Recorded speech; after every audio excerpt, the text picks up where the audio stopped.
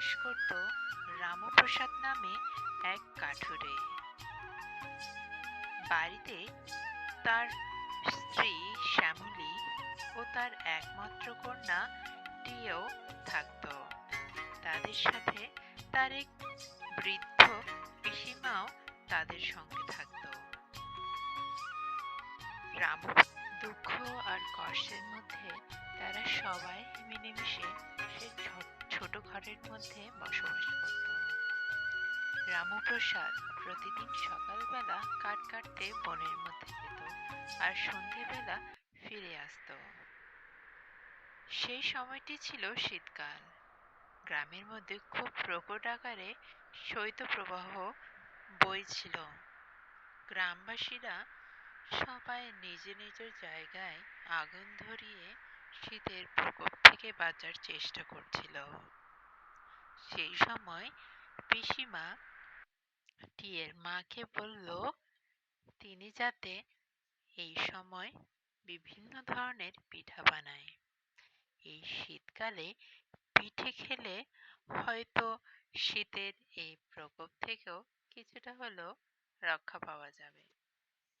তখন টিয়ের মা শ্যামলী পিসিমার ইচ্ছাটিকে বুঝল এবং সে তার স্বামীকে বলল পিঠের জন্য সকালবেলা যাতে সব ধরনের উপকরণ নিয়ে আসে।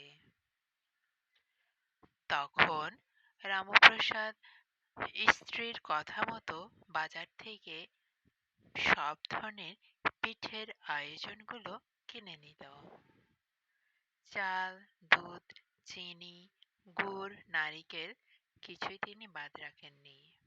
সবগুলোই দাম দর করে বাজার থেকে নিজ হাতেই কিনে আনেন। সবকিছু তিনি শ্যামলীর হাতে বুঝিয়ে দেয়। শ্যামলী তখন থেকেই পিঠের আয়োজনগুলো করতে থাকে। সময় তখন দুপুর। টিয়ে আর ঠাকুরমাও শ্যামলীকে সাহায্য করে। রাতের বেলা সুগন্ধিযুক্ত চালগুলো তিনি ভিজিয়ে রাখেন, নারকেল কুড়িয়ে রাখেন এবং অন্যান্য জিনিসগুলো মোটামুটি তৈরি করে রাখেন। সাহায্যের জন্য তিনি পাশের বাসার এক দিদিকেও ডেকে আনেন। তারা সবাই মিলে সকালবেলা পিঠা উৎসবের জন্য তৈরি হয়ে নিল। এর পরপরই রাতের বেলা সবাই ঘুমিয়ে যাওয়ার পর ভোর হতেই না হতেই শ্যামলী তাড়াতাড়ি চুলোর দোরগোড়ায় চলে গেল। তিনি প্রথমে চিতল পিঠা, ভাপা পিঠা, নকশি পিঠা এবং অন্যান্য কয়েক পদের পিঠে চটজলদি করে নিল। টিয়ে আর দিদিও তার সাথে ছিল। টিয়ে তখন তাড়াতাড়ি আশেপাশের গ্রামবাসীকেও ডেকে নিল। গ্রামবাসীরা সবাই সেই উৎসবে যোগ দিল। রামপ্রসাদ নিজের সাধ্য মতো সবাইকে খাওয়ানোর চেষ্টা করল। তার এই আয়োজনে গ্রামবাসীরা খুবই খুশি হলো।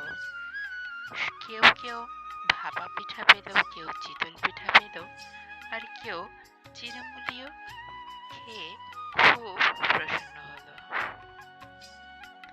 তখন শ্যামলী খুব খুশি হলো। এর পরের থেকে সবাই চিন্তা করলো প্রতি বছর তারা যে যার সাধ্য মতো করে পিঠে উৎসবের আয়োজন করবে। এতে করে সবার মধ্যে একটি সুন্দর সদ্ভাব তৈরি হবে এবং শীতের প্রকোপ থেকে সবাই একটু হলেও রক্ষা পাবে।